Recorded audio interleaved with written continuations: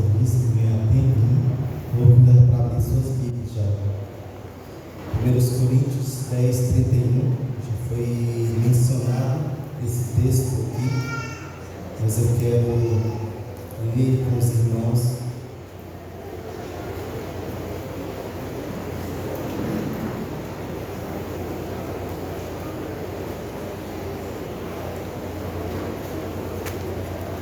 Nós vamos ler o texto e vamos orar nesse momento.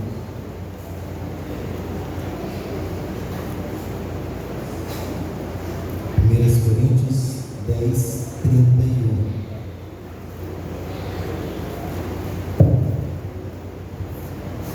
Assim, quer vocês comam, quer bebam, quer façam qualquer outra coisa, façam tudo para a glória de Deus. Vamos orar ao Senhor, falar com o nosso Deus. Santo Deus, Pai bendito, Senhor eterno, nós estamos diante da santa e gloriosa presença. Pai amado, diante de Ti, ó Deus querido, está as nossas vidas. Ó Senhor, Tu és o Deus soberano sobre todas as coisas. Tu és o nosso Senhor. Tu és o nosso resgatador. Tu és o nosso libertador. Tu és a nossa rocha inabalável. Tu és o Deus em quem está a nossa esperança e confiança. Pai, nós Te agradecemos porque Tu tens sido bondoso para conosco, suportando nossos deméritos, nossas fraquezas, e assim nos auxiliando, nos conduzindo. Pai, eu quero Te louvar, bendizer, exaltar a Tua Deus, que és o nosso Deus.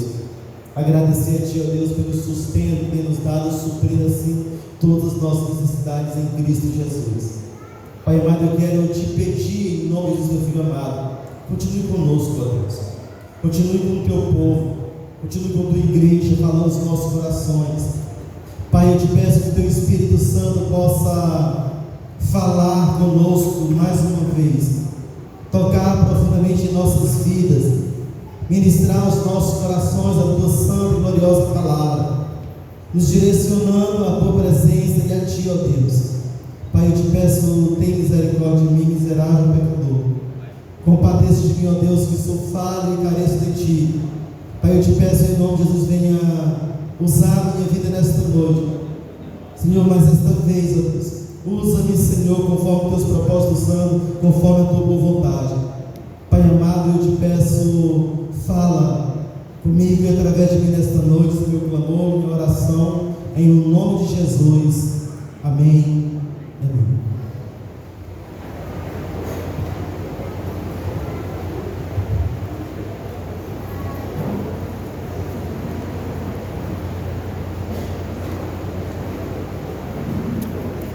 Esse texto que nós acabamos de ler, apóstolo Paulo escrevendo aos Coríntios, ele está tratando de uma vida prática daquela igreja.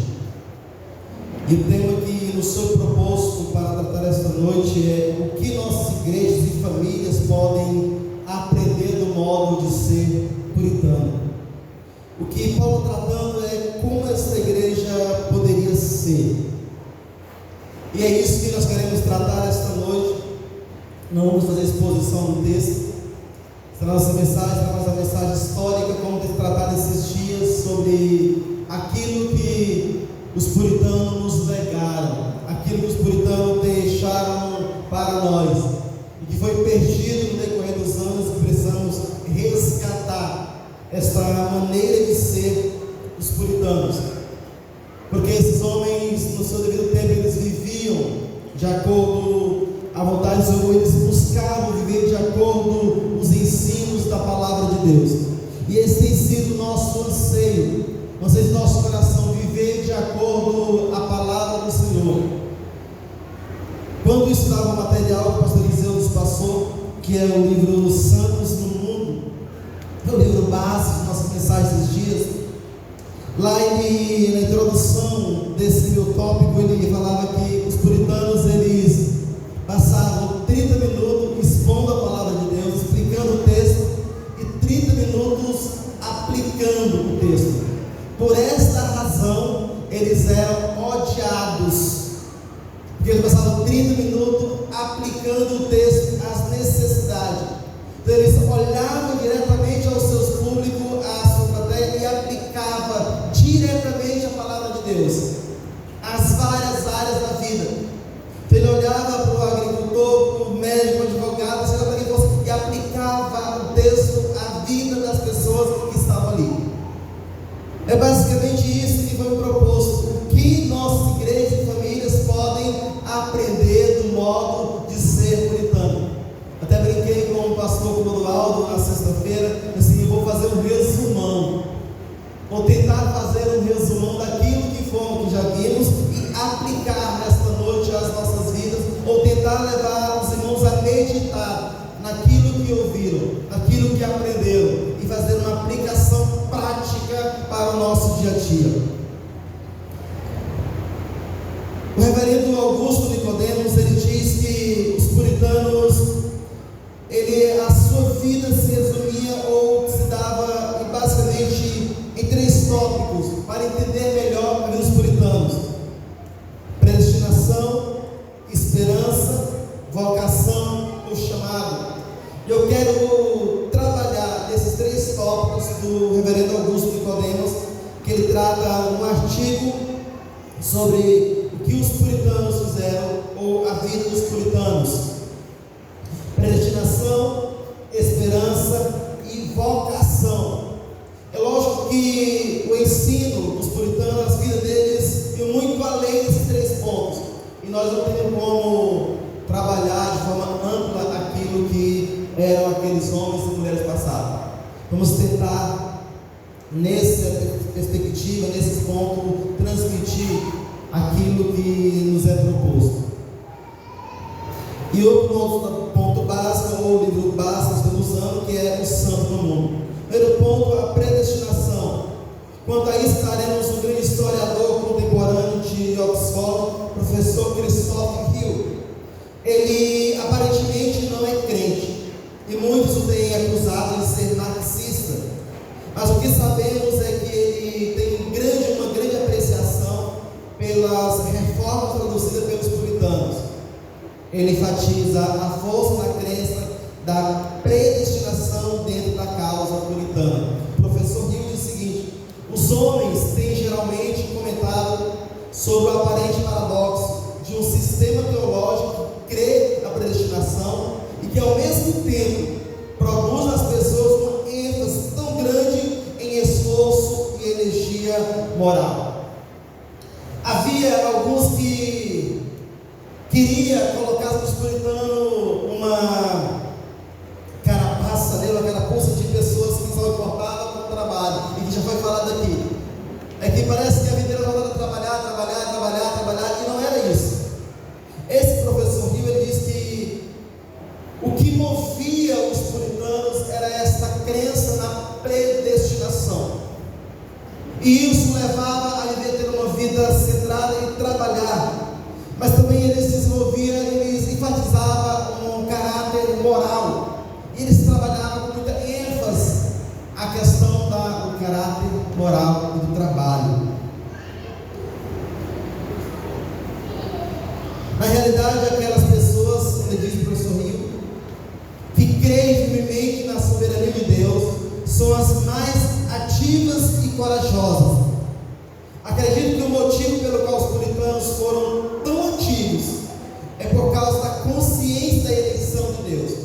Os seus corações haviam sido transformados na direção de Deus vivo. Um homem sabia que estava salvo, porque sentia em algum momento da sua vida uma satisfação interior, um lampejo que lhe dizia que ele estava em comunhão direta com Deus. Não estamos aqui lidando com uma êxtase mística de um monge, mas com a consciência de pessoas comuns, como donos de casas, artesãos ou comerciantes. A consciência da predestinação os levava, esses homens e mulheres, a se dedicar ao trabalho e à vida de uma forma extraordinária. Eles sabiam que eles tinham sido salvos pela soberania de Deus. Eles tinham esse sentimento. Eles sabiam que em algum momento eles foram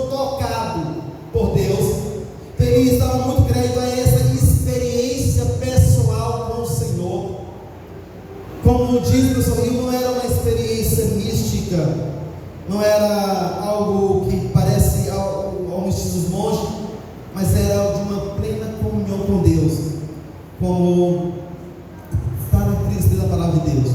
O Espírito Santo testifica com o nosso espírito que somos filhos de Deus. Eles levavam isso a sério.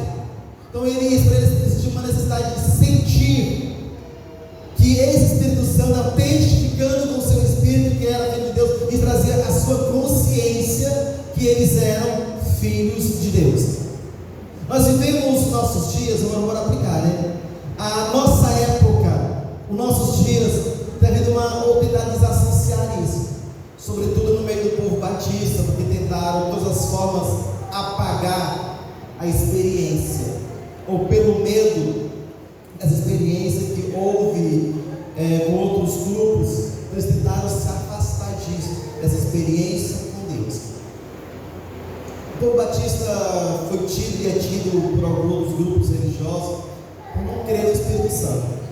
Alguns grupos religiosos, os batistas, não creem no Espírito Santo pelo fato da questão desse medo do sobrenatural, ou desse afastamento, ou por esta perda dessa experiência com Deus. A questão é que eles não conhecem bem os batistas e dizem isso. Nós cremos no Espírito Santo, eu creio no Espírito Santo, e sem a obra do Espírito Santo é impossível a salvação. Então precisamos resgatar essa experiência com Deus. Não precisamos pedir para ver algo, mover de algo, para ver um anjo, não é nada disso. Mas pelo contato da palavra de Deus, por se debruçar no ensino da palavra do Senhor, desejar, ansiar, sentir o toque do Senhor, ser guiado diariamente, conduzido pela presença do Senhor. Aí eu me lembro de um homem chamado, pedi o nome, me ajudem aí, um dos orfanatos, Jorge Miller, me lembraram aí, olha aí, esse irmão. Jorge Miller era um homem de experiências extremas com Deus, um homem de uma vida pautada na experiência do Senhor, porque ele vivia uma vida cercada de uma experiência genuína com Deus, ou de experiências genuínas com Deus.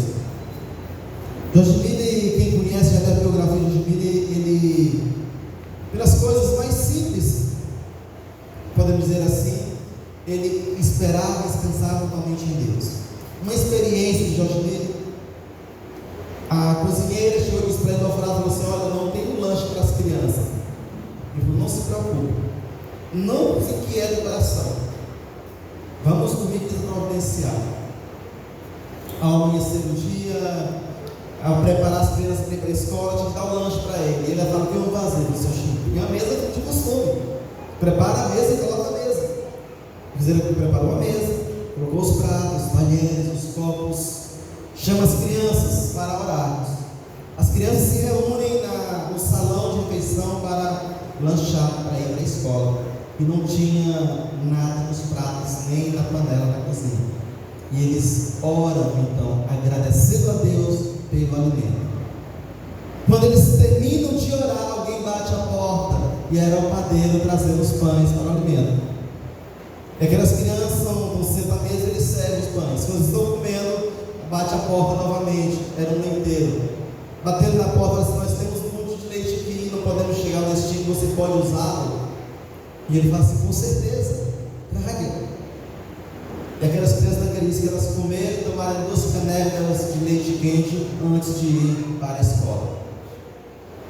O que os puritanos nos ensinam, a sua teologia, é essa experiência com Deus, de experimentar o seu dia a dia, naquilo que parece ser coisa simples do seu dia a dia, você colocar diante do Senhor, tendo certeza plena que Deus ouviu sua oração e respondeu. Que Deus ouviu sua oração, Ele está ali do seu lado e respondeu sua oração.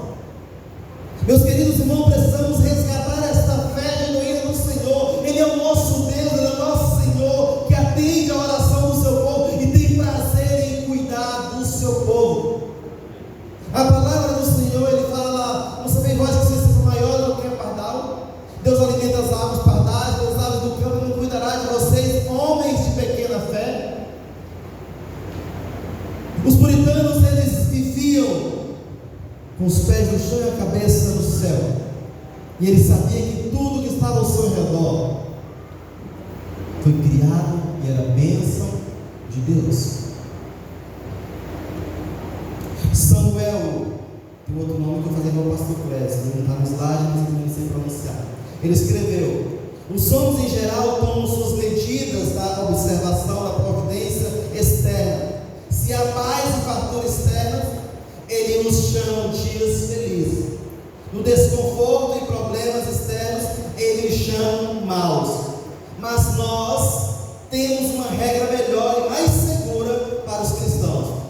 Quanto mais de Cristo o povo gosta, mais felizes são, e quanto menos ele é conhecido e reconhecido no seu grande desígnio de meditação, maior é a infelicidade total do povo. Ou seja, Samuel ele diz que para o povo que não conhece a Deus, eles medem a felicidade pelas suas lutas, pelos seus problemas. Se tem problemas, está infeliz. Se tem bonança, está feliz. E se nós, porém, entretanto, os cristãos, aqueles que amam a Deus, a nossa felicidade, ela está, ou deve estar embasada na nossa intimidade com Deus. Independente da circunstância, independente da situação, independente do problema, a nossa felicidade não está nas coisas externas, mas na nossa comunhão com Deus, a nossa vivência diária com Deus. O relato de Joe Trop, parece que é isso que assim pronuncia, de sua vida após sua conversão, sob a autêntica nota puritana. Eu agora estava mais familiarizado com o Senhor Jesus Cristo. Ele sempre me dizia que ele me amava. Eu não ousava duvidar em crer nele. Se ia para fora de casa, ele ia comigo. Quando voltava, ele vinha para casa comigo. Eu falava com ele no caminho, ele deitava-se comigo e geralmente acordava com ele. É tão doce era seu amor para comigo, que eu não desejava nada senão ele no céu ou na terra. Esse puritano, ele faz esse relacionamento, essa intimidade com Deus. O que nossas igrejas e famílias podem aprender do modo de ser puritano? Já falamos sobre a dicotomia santo e profano, vida espiritual e vida secular. O cristão tem uma única vida, e essa deve ser uma vida cristã e espiritual. Nós temos hoje tentado maquiar essa situação, dizendo: eu sou crente, Deus está comigo em todo lugar, mas vive uma vida como se não fosse cristão, como se não fosse o servo de Deus, como se Deus não fosse o seu maior amor, o seu maior desejo, como se em várias situações Deus não estivesse presente, como ao sair do culto parece que Deus fica aqui parado entre as quatro paredes. Existe cristão que parece que Deus está amarrado dentro na porta do templo, que ele só está presente quando ele entra para cultuar a Deus em assembleia, quando sai Deus não está presente. Aquele que foi transformado pela graça de Deus, foi alcançado pelo poder extraordinário do Senhor, ele deve gozá-lo para sempre, todos os dias, sentir, ter essa presença, desejar essa presença, ao deitar, ao levantar, em cada situação, em cada circunstância da sua vida. Quando o dia do casamento da filha de Oliver estava próximo, ele escreveu para ela: querida, não deixe nada esfriar sua afeição por Cristo. Aquilo que é mais digno de amor em seu marido é aquilo que é da imagem de Deus, que ele conserva. Olha para aquilo e ama mais, e há tudo o mais por isso. Esse Oliver, ele orienta a sua filha a amar a Deus mais do que isso. Olha para o seu marido, aquilo que mais identifica Deus, olha para aquilo e ama. Richard Singer escreveu: Cristo mesmo é nosso. No dividir de todas as coisas, alguns homens têm riqueza, honra, amigo e grandeza, mas não a Cristo. Mas um cristão tem o próprio Cristo. Portanto, se a ele faltar aquelas coisas menores, ele tem a principal, a fonte, o oceano, aquele em quem são todas as coisas. Os puritanos, eles criam piamente nessa obra do Senhor, nessa proximidade de Deus, e buscavam isso diariamente. Segundo ponto, a esperança. Os puritanos, eles nasceram em meio a um desejo ardente da purificação, da adoração a Deus, de um culto totalmente puro. Isso veio dos puritanos. A igreja tinha se dividido para a igreja católica, hasta a igreja da Inglaterra, ou a anglicana, e os puritanos perceberam que a igreja do Estado ainda não estava totalmente bíblica, não era uma igreja completamente bíblica. Ele precisava limpar todo o resquício do catolicismo, tudo aquilo que não era bíblico, toda a parafernália que o homem colocou no culto que tinha que ser tirada. Por isso eles foram perseguidos, por isso eles sofreram retaliação, por isso eles sofreram desprezo, proibição a pregar. Aí vem esse grande tópico que marca os puritanos, que é a esperança. O movimento puritano era impulsionado por uma teologia baseada na esperança bíblica, diz Ian Urrai, no livro A Esperança Puritana, mostrando a interpretação puritana otimista das profecias bíblicas, e como isso levou os puritanos a esperar que Deus estivesse prestes a concluir a história humana com um triunfo maciço para o Evangelho em termos globais, com a conversão dos judeus e da grande maioria dos gentios através de grandes derramamentos do Espírito Santo, aos quais chamavam de a chuva tardia que viria nos últimos tempos. Assim escreveu Augusto Nicodemos.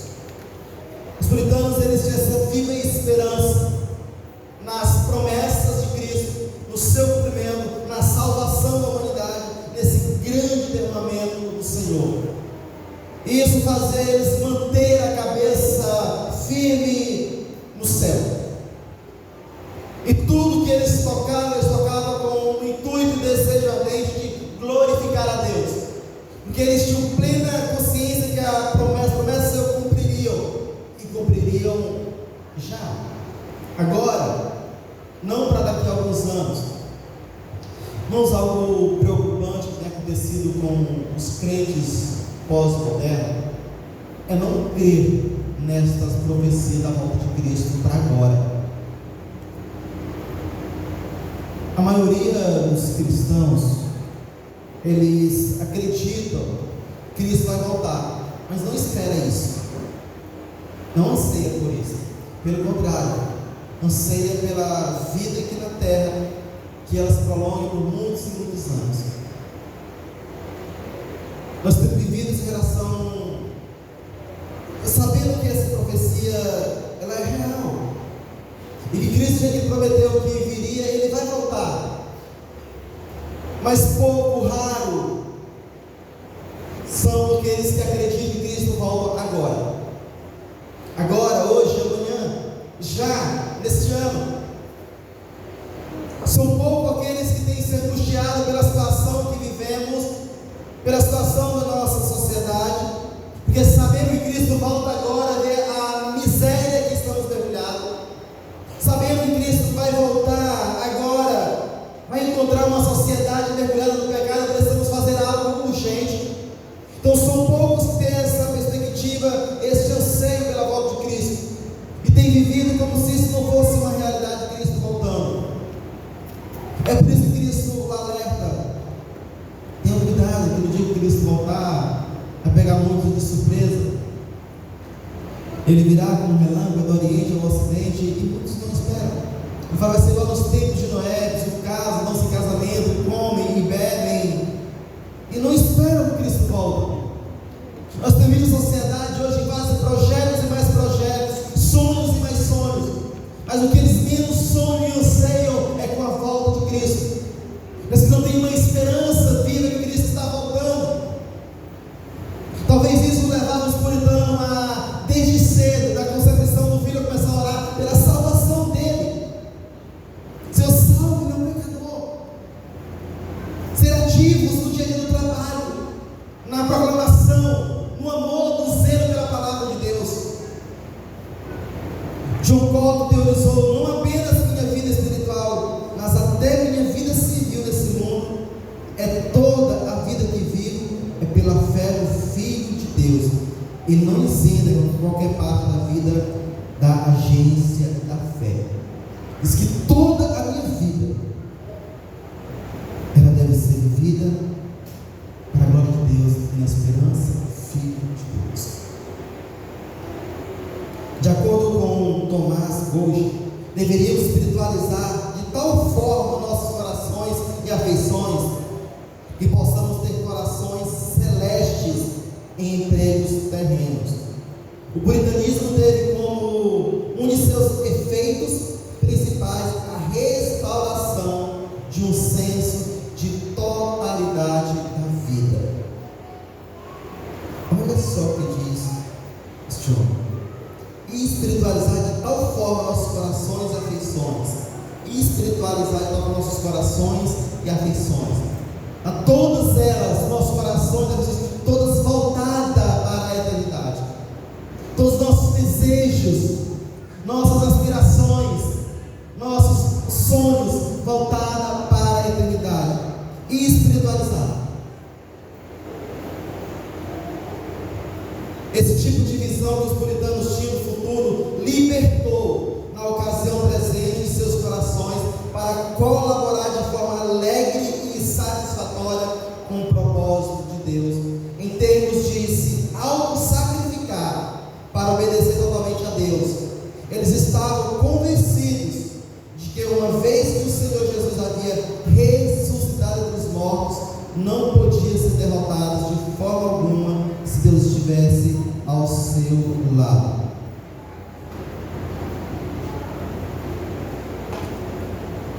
Os puritanos, eles buscaram uma reforma não só no culto, porque eles entendiam que tudo deveria convergir para a glória de Deus, e que Deus criou todas as coisas, e que tudo pertencia a Deus. Então não bastava só uma reforma religiosa, reforma da família. Não bastasse uma reforma no culto, uma reforma na família, na sociedade, no Estado, nas leis, na política. Tudo tinha que haver uma reforma. O rei Carlos I tinha pavor dos puritanos. Ele tinha medo dos puritanos.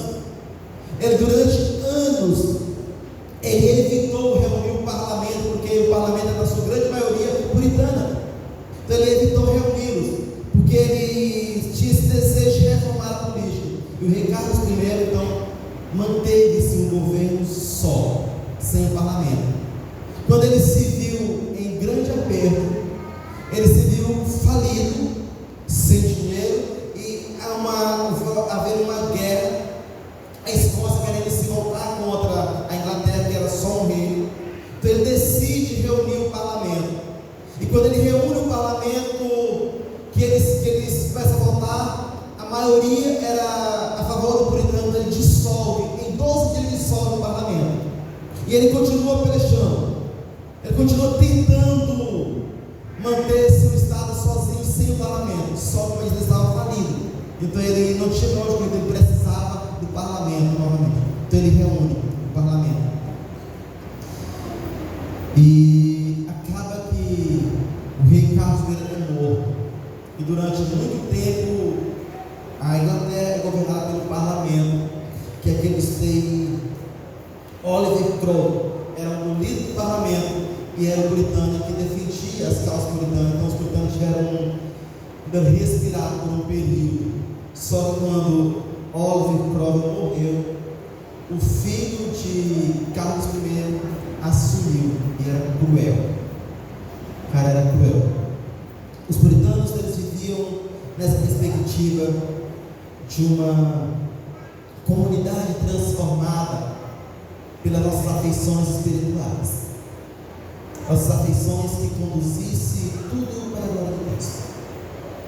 Ele fala sobre a questão da nossa adoração, que diz que um pregador não era mais importante em função do que uma dona de casa quando estava em casa, quando varria lá nos pratos. Tinha funções diferentes, mas antes de fazer tudo para a glória glória de Deus.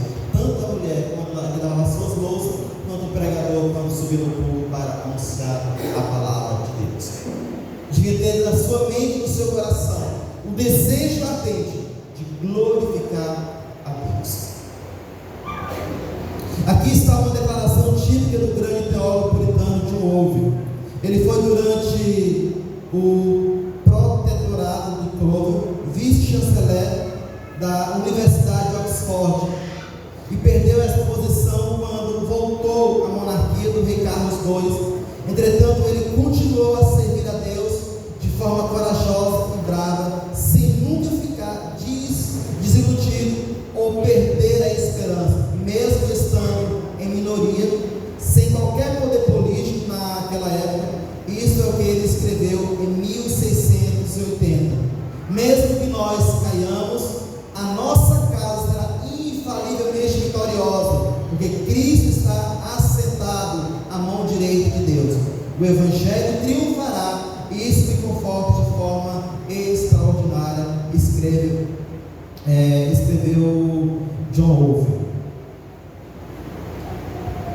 Então eles, mesmo diante do cenário caótico que eles viviam, quando eu lia, eu separava alguns pontos para mencionar aqui nesta noite, eu vi nesse ponto aqui que escreve John Owen o nosso país, o cenário que tem se desenvolvido, tem se caminhado no nosso país, com as leis, ou com a falta de aplicação das leis, com aquele que governa que não foi eleito para governar, com os cidadãos que têm um rumo de tomar o nosso país.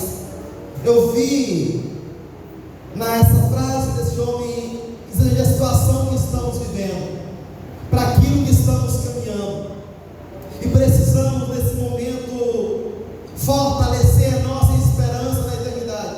Temos uma esperança viva e firme nas promessas do Senhor, sabendo mesmo que a nossa causa, mesmo que nós venhamos a perecer, mesmo que nossa causa não triunfe, como que nós nunca seremos perdedor, porque o nosso Senhor, porque Cristo, Ele é vitorioso, e Ele está sentado no trono, e o Evangelho triunfará, e isso deve nos confortar extraordinariamente. Se os nossos corações estiverem firmados, alicerçados no Senhor, se as nossas estiverem firmadas, alicerçadas na rocha, devemos ter uma esperança viva, mesmo diante do cenário no qual nós vivemos.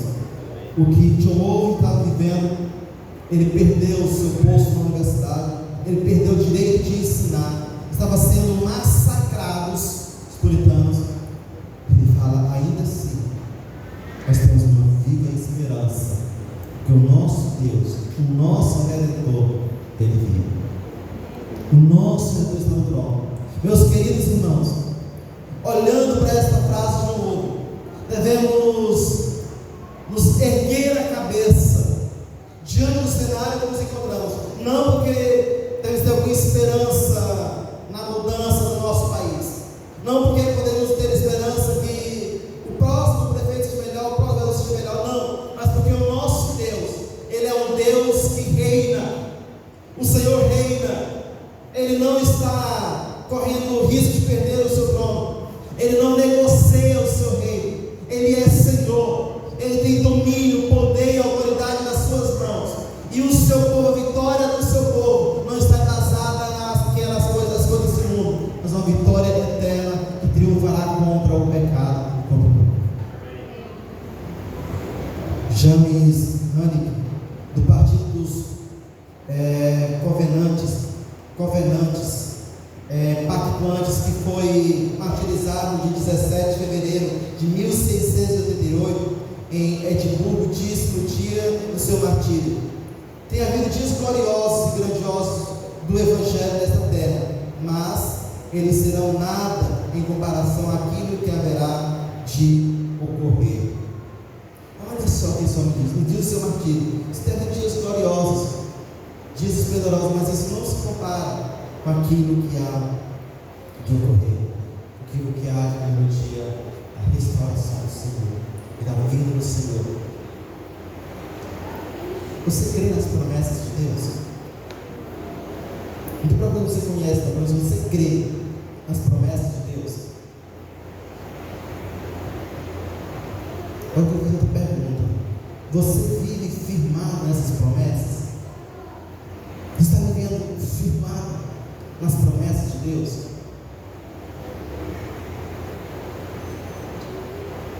Elas têm calçado seus pés?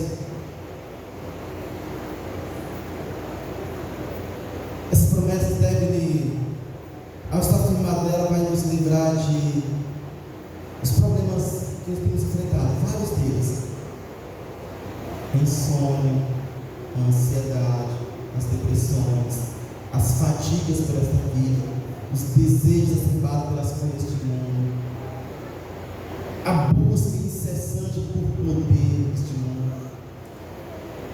Essas coisas a gente vai continuar trabalhando por elas, mas elas não vão mais tornar nosso Senhor.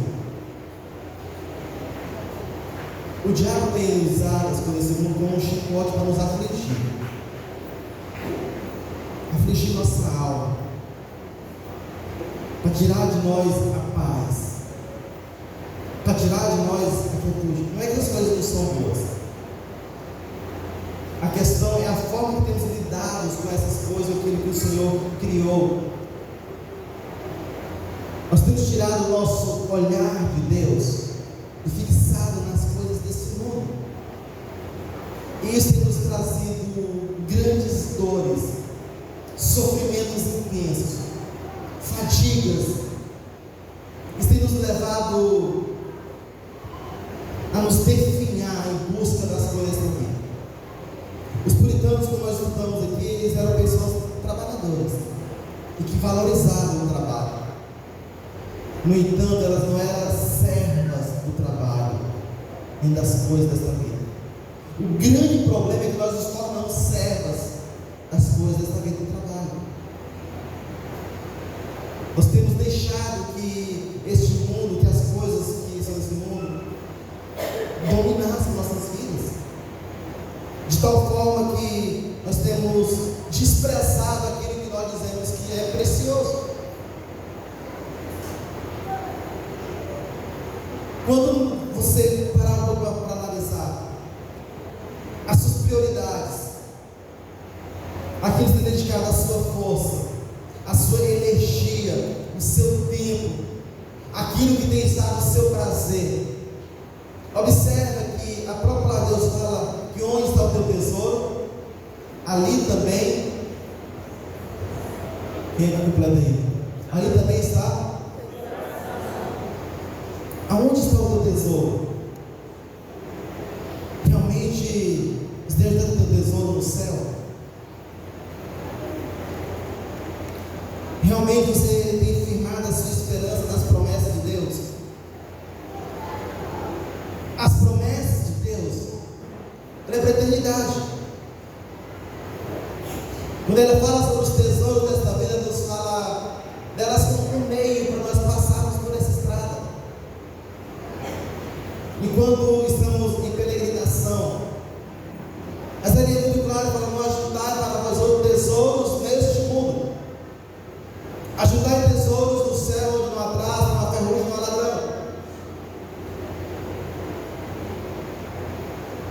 Quando nós colocamos nossa esperança, nossa confiança neste mundo, a colheita que nós temos colhido é o que nós temos visto no nosso terreno hoje. Eu comentava com o irmão essa semana sobre as propagandas,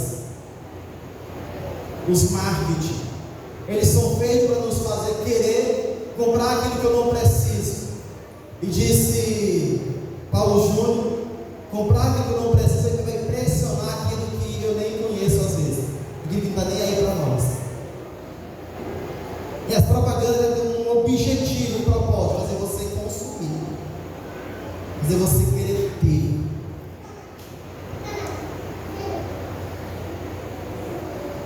Terceiro ponto, a vocação. Queremos mencionar finalmente outra verdade que fez com que os puritanos fossem tão fortes e eficazes nos seus dias. Era a ênfase que davam a importância da vocação de cada pessoa. Enfatizavam a necessidade de cada pessoa glorificar a Deus através da sua vocação secular. Sem dúvida, Martinho Lutero já havia ensinado o sacerdócio universal dos santos, e os puritanos criam nisso, mas eles desenvolveram a doutrina do chamado de Deus a cada pessoa, muito além do que alguém fizera antes. Mesmo estudiosos marxistas do século XX, como o professor Arcanjos de Leningrado, dá crédito aos puritanos por terem elevado a moral da classe trabalhadora da Inglaterra naquele período. O professor Hill está sempre citando estes estudiosos marxistas que têm essa visão positiva com relação aos puritanos neste aspecto. O professor Hill, apesar de dizer que ele não era cristão, era crente, e ser tido como marxista, ele era um admirador dos puritanos, da sua visão, da sua forma, do seu modo de vida, da forma que eles lidavam com o trabalho, com a sua esperança e com a sua vocação ao trabalho. Eles defendiam o trabalho, a necessidade de trabalhar mesmo, ser dirigente do trabalho, ser zeloso naquilo que você faz, aquilo que você está disposto a fazer.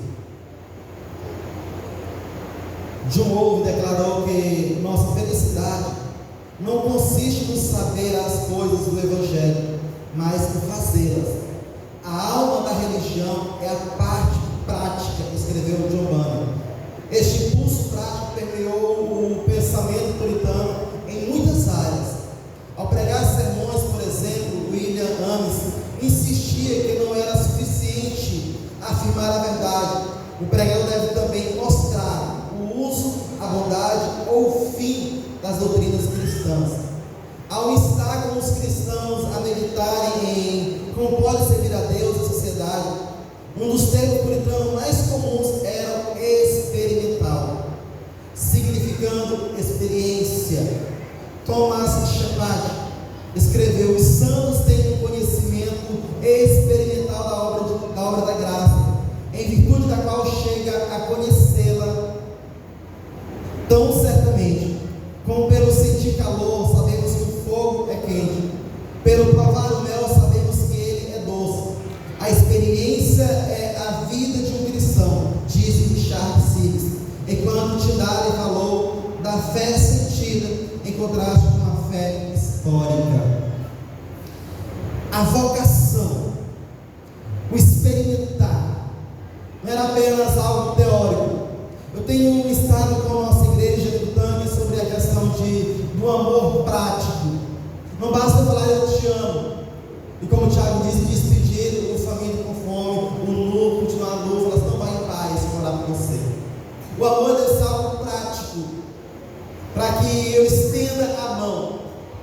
Meus queridos irmãos, precisamos entender que não basta dizermos que somos cristãos, que eu sou crente, que eu fui alcançado pela graça. Não basta eu colocar a Bíblia debaixo do braço e dar o culto no domingo, participar de uma escola bíblica, de uma vigília, de um momento de oração. Não basta eu decorar alguns versículos, não basta eu conhecer algumas referências. Eu preciso pegar aquilo que eu estou aprendendo da palavra de Deus e praticá-la, viver no meu dia a dia, em cada situação, em cada circunstância, em cada momento, em cada respirar de nós. Precisamos pegar aquilo que eu tenho ouvido, tenho aprendido a palavra de Deus e fazer dela modos de vida, diariamente, constantemente. Do nosso deitar ao levantar, precisamos respirar, precisamos desejar, ansiar, estar presente na presença de Deus. Uma fé sentida, como diz Tyndale, uma fé sentida, não apenas ouvir, mas essa proximidade. Você não terá uma fé sentida no domingo à noite, de 8 em 8 dias. Não. Jamais vai acontecer. Você não terá uma fé sentida indo no culto de vez em quando, ou pegando a sua Bíblia para levar ao culto no domingo à noite. Você não terá uma fé sentida vivendo uma vida cristã mais ou menos, que faz de conta. Você não terá uma fé sentida se você desprezar Deus na sua vida diária, se Deus não estiver contigo diariamente.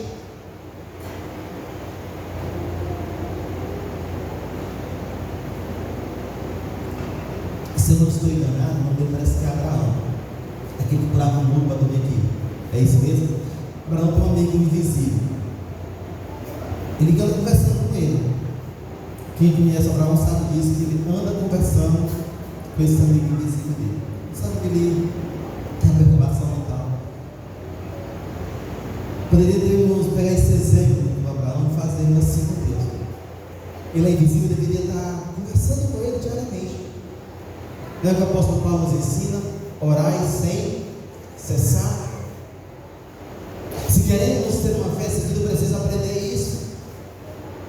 Você está na direção, vá falando com Deus. Você está varrendo a casa, faça isso conversando com Deus.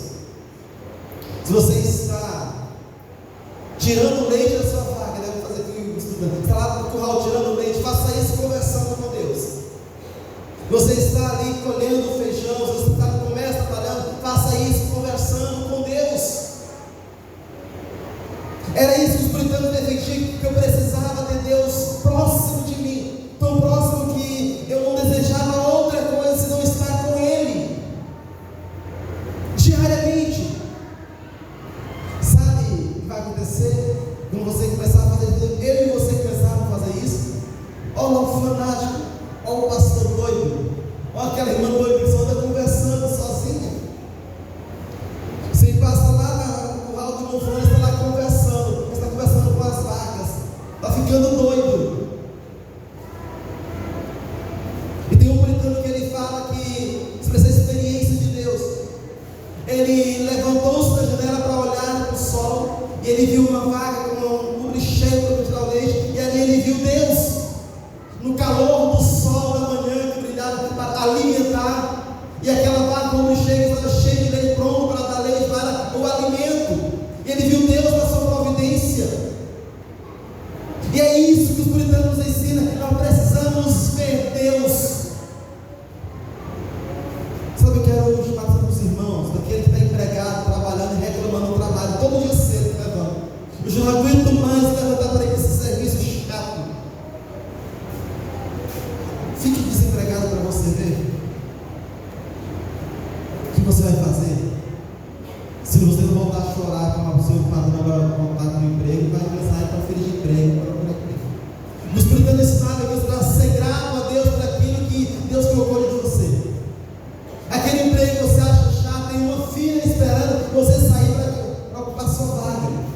Então comece a glorificar a Deus, comece a louvar a Deus, comece a exaltar o Senhor, naquele local onde Deus te colocou, naquele trabalho que Deus te colocou.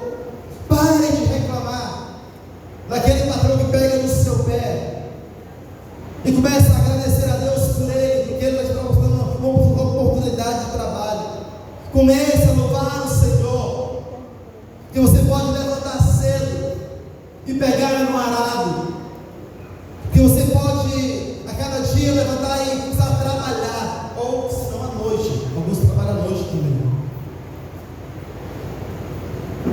Começa a agradecer, a louvar a Deus pela vocação que Ele te derrubou no seu coração, e faça isso com amor, com zelo, com dedicação, não porque está servindo a homens, porque está servindo a Deus. Você vai parar de ver aquele patrão chato no dia que você vê que não está trabalhando para aquele patrão chato, está trabalhando para Deus. Você vai deixar de reclamar, de levantar cedo para ir para o seu serviço quando você vê que não está prestando um serviço para um homem. Mas Deus te colocou nas suas mãos a oportunidade de você louvar a Deus. O resultado era uma ênfase na religião no coração, como distinta dos rituais externos. O grande cuidado de um cristão deveria ser manter o coração puro, escreveu Thomas Watson, porque é o coração que santifica tudo o que fazemos. Se o coração for santo, tudo é santo. Nossas inclinações santas, nossos deveres santos. Certamente chegamos ao centro da questão quando lemos que a melhor obra do homem é crer e o fazer a palavra e a vontade de Deus. Se o teu coração for santo, você estiver com o coração santificado ao lado do Senhor, você vai parar de reclamar, de murmurar, vai ver que aquilo que está chegando às tuas mãos é algo santificado, porque você é um homem e uma mulher santa.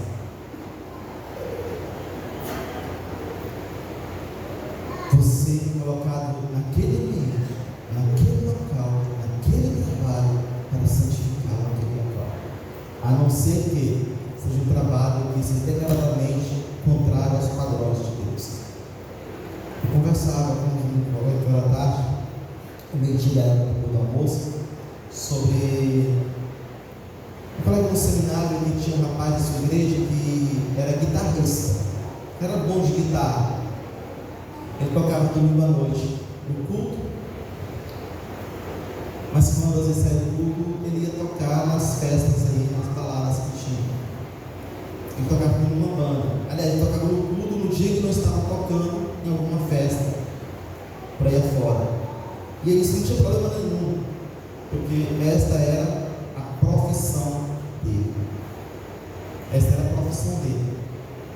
Agora imagina, tentaram, não sei como é que está essa situação, mas tentaram legalizar a prostituição no Brasil. Então, na profissão. Na prostituição como profissão. Agora imagina, isso é profissão. Uma vai lá para o bordel, assina a carteira e vai atender lá no bordel, de profissão. Isso é inadmissível. O que ele está falando não é essas coisas distorcem da palavra de Deus. O que ele está falando é daquilo que dignifica o homem, que glorifica a Deus, que não fere os que ensinam a palavra de Deus. Então isso deve ter meu coração santo naquela profissão. Eu devo glorificar a Deus, honrar o Senhor, dignificar o Senhor. Os aspectos ativos e contemplativos da vida cristã frequentemente têm ameaçado se separar. Na Idade Média eles de fato se dividiram. Os puritanos os reintegraram. Os puritanos dedicaram a máxima atenção à leitura bíblica, oração, meditação e introspecção individual.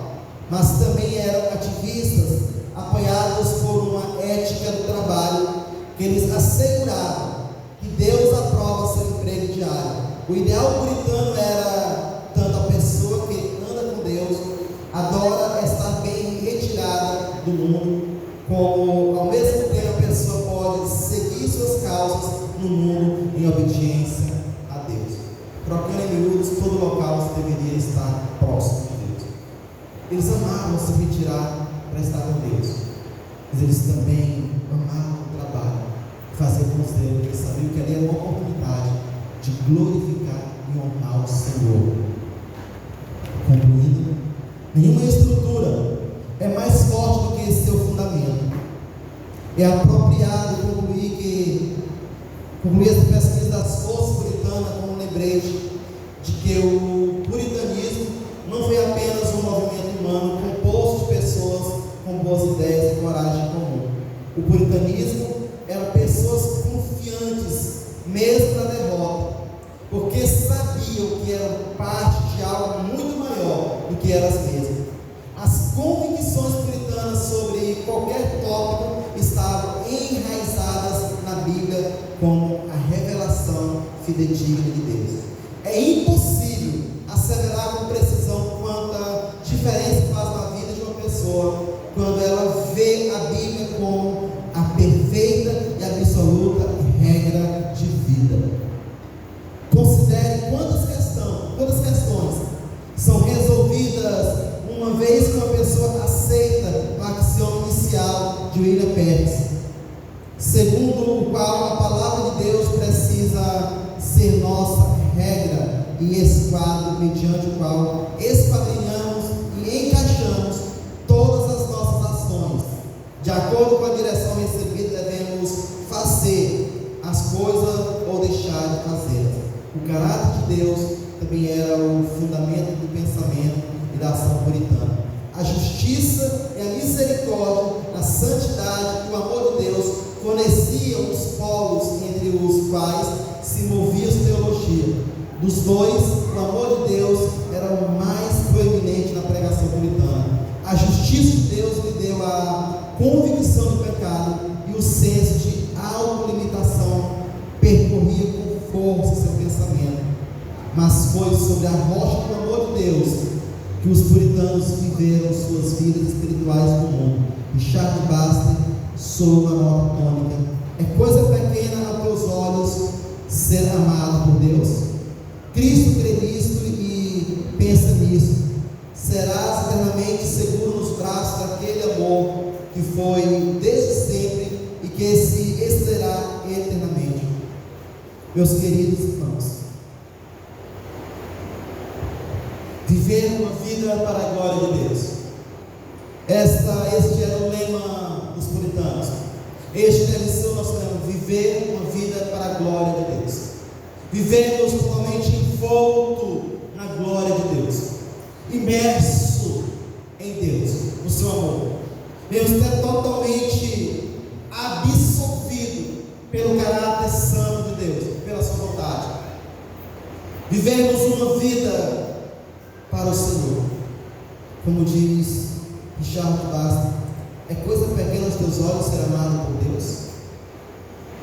É coisa pequena aos teus olhos ser amado por Deus.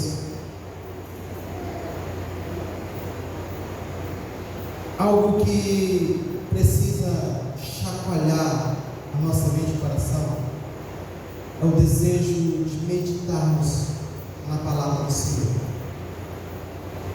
de ruminar a palavra de Deus, de não apenas ouvir uma pregação e depois ir embora e voltar para os afazeres diários e esquecer isso, mas ruminar, pensar. Os crentes devem desenvolver um hábito de ir para a igreja, levar a Bíblia, o cantor que nós usamos, uma agenda e uma caneta. Já aprender a fazer isso, levar a sua Bíblia, o seu cantor, uma agenda e uma caneta. Se você não tem esse hábito, aprenda a fazer isso. E quando o pastor prega, fazer anotações, porque a nossa mente, ela nos rouba muita coisa, nós esquecemos. As anotações, e chegar em casa, jogar aquilo fora, não, de jeito nenhum.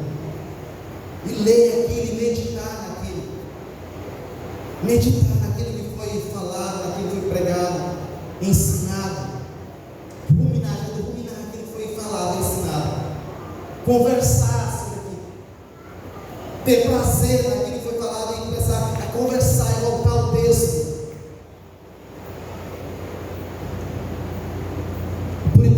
Pode dar um lugar onde o puritanismo pode dar um lugar onde nos posicionamos. Os puritanos acreditavam que toda a vida é de Deus.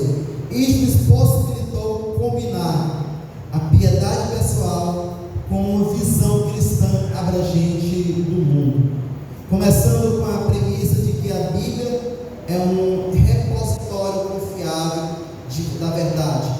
Os puritanos tinham uma base a partir da qual relacionar sua fé cristã a todas as áreas da vida: ao trabalho, à família, ao casamento, à educação, à política, à economia e à sociedade. Olha só que extraordinário. Eles tinham essa base de relacionar a sua fé cristã a todas as áreas da vida. A todas as áreas da vida. Precisava relacionar a sua fé cristã.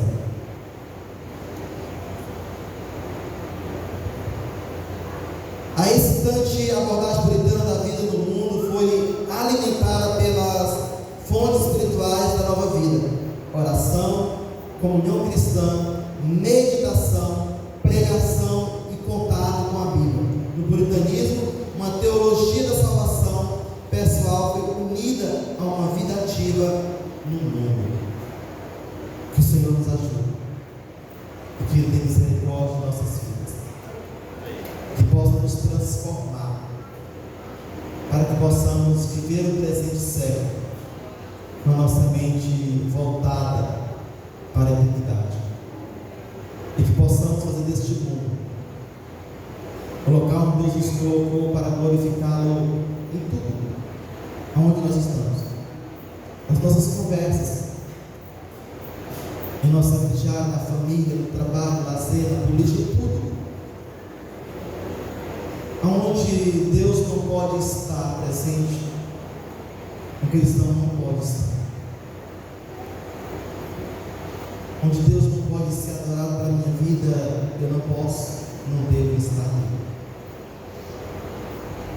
Meus queridos, precisamos urgentemente sair desse ponto morto de ouvintes da palavra de Deus,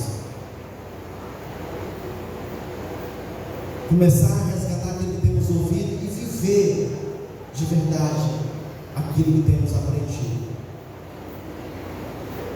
As nossas vidas, elas precisam, se somos servos de Deus, demonstrar diariamente o Deus que nós servimos. Aonde nós estamos, naquilo que estamos fazendo, precisa aquele ambiente ser um ambiente onde Deus seja manifesto, porque eu estou ali e eu sou demonstrado no Senhor. Precisamos viver o Evangelho. Se somos servos de Deus, somos filhos resgatados, precisamos viver como filhos. Eu e você não fomos chamados, não fomos salvos para um momento solene, simplesmente. Nós somos salvos para viver esse presente sério, como filhos.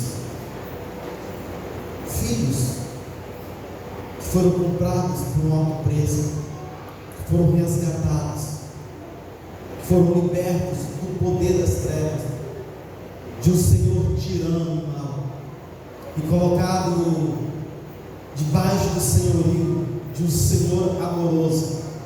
Continuamos escravos, mas o escravo de um Senhor que é bondoso, que é generoso, misericordioso, que é grandioso, que ama, que cuida e que nos dá os títulos de filhos. Esse Senhor, Ele nos comprou com um preço alto. Nós vivíamos outra hora debaixo de uma servidão. Vemos hoje debaixo de uma outra servidão, mas de um Senhor totalmente diferente, que está preocupado com o meu e o seu bem-estar. Isso, Ele está preocupado com o nosso bem-estar, e nós não. Ele sofre com nossas fraquezas, que é a palavra dos lábios que está dele de Deus. Jesus Cristo, Ele se compadeceu do sofrimento das pessoas com quem Ele tocava e relacionava. No Evangelho de João 11, Jesus chorou quando Ele esteve ali com Marta e Maria. Ele se compadeceu das multidões que estavam desgarradas como ovelhas que não tinham pastor. Ele se compadece de mim e de você. A que Senhor você quer servir? Aquele Senhor tirano, que te mostra um prato de alimento, você baixa para comer e desce o chicote? Ou aquele Senhor que olha para você e cuida das suas feridas, enxuga as suas lágrimas, coloca um anel de filho, calça os seus pés, Ele chama de filho amado? Se você quer servir a esse Senhor, pois viva como servo dele. Ama-o, dedica a sua vida a Ele, honra-o, tenha mais uma afeto por Ele, afeições sinceras, prostra em adoração, missão e amor a Ele. Não podemos servir a Deus Senhor, não podemos servir a Deus Senhor. Volto lá para 1 Coríntios, que eu não quero deixar ele como pretexto. Paulo diz, portanto, quer comais, quer bebais, ou façais qualquer outra coisa, tudo deve ser feito para a glória de Deus. Feito, prática, diária, dia a dia. Atitude de comer, beber, é uma prática, é uma ação da nossa parte, que fazemos muito bem, comer e beber. Eles fazem para a glória de Deus. Ele só ilustra a nossa ação diária, de tudo que devemos fazer, seja feita para a glória de Deus. Que nossas igrejas e famílias possam viver aquilo que nossos antepassados viveram, fazendo tudo de acordo com aquilo que o Senhor determinou para nós. Deus em Cristo nos ajude. Amém? Vamos se colocar em pé. Eu quero orar mais uma vez, meus amados irmãos.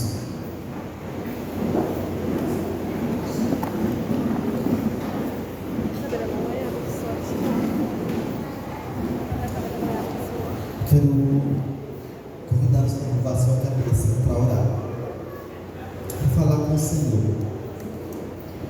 Daqui a pouco nós vamos encerrar. A gente vai poder conversar, poder abraçar, poder falar com os irmãos. Agora eu quero que você fale unicamente com Deus. Unicamente com Deus. Você curva sua cabeça, feche seus olhos e fale com Deus. Se você ficar com o olho aberto, olhando para o lado, você não vai conseguir falar com Deus. Então feche seus olhos, curva sua cabeça e volte totalmente para o Senhor. Se você não tem vivido para a glória de Deus e anseia fazer isso, converse com Deus. Se o seu coração te dá afeições para coisas que não é a glória de Deus, e se você te incomoda, peça perdão, porque você não tem vivido totalmente para a glória de Deus. Suplique pelo perdão do Senhor e peça que Ele o ajude. Peço que os irmãos fechem seus olhos. Você vive todos orando. Desculpa a sua cabeça e ore, fale com o Senhor. Não se preocupe com o outro ou com a criança do lado. Você não vai prestar conta por eles. A única vida que você vai prestar conta perante Deus é a sua. Então dedique esse momento para falar com Deus. Pai Santo, nós estamos aqui diante de Ti. Senhor amado, a Tua palavra nos ensina e conhece o nosso deitar e o nosso levantar. Tu conhece nossas afeições. Tu conhece a disposição dos nossos corações. Tu conhece o nosso zelo ou a falta dele, Deus. Pai, Tu sabes que nós ainda estamos longe desse ideal, Pai, de um cristão, de viver totalmente imerso na Tua glória, de viver totalmente para Ti. Tu sabes, Senhor, que temos pecado contra Ti, pelo fato de não vivermos totalmente para a Tua glória, de por muitas vezes esquecer que Tu és o nosso Senhor e nos mergulhar naquilo que o mundo tem nos proporcionado, como se não fosse obra das Tuas mãos, feita para glorificar a Ti. Porque muitas vezes, ó Deus, temos amado muito mais a obra das Tuas mãos do que a Ti, Senhor. Pai Santo, eu venho te suplicar no nome santo do Teu Filho. Tem misericórdia de nossas vidas, ó Deus, que tantas vezes temos sido ingratos, murmuradores, reclamadores, insolentes, presunçosos. Muitas vezes temos, ó Pai Santo, negligenciado o estudo sincero de Tua palavra, a oração, a meditação dos Teus ensinos, a prática diária da Tua palavra. Ó Senhor, quantas vezes temos nos envolto, ó Deus amado, no manto deste mundo, esquecido do Deus que é todo-poderoso. Pai, eu te peço perdão, Senhor, pelas vezes que falhamos.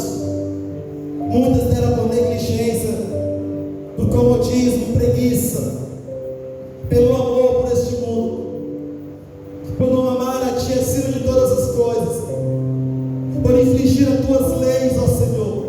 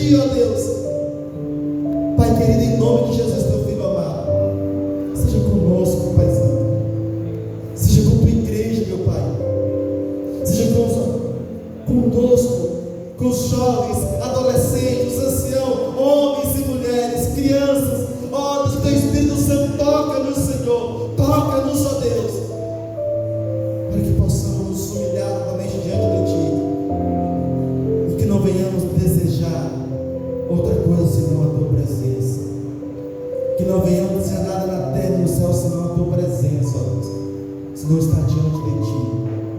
Pai, seja conosco, seja com o Teu povo, seja com a Tua igreja.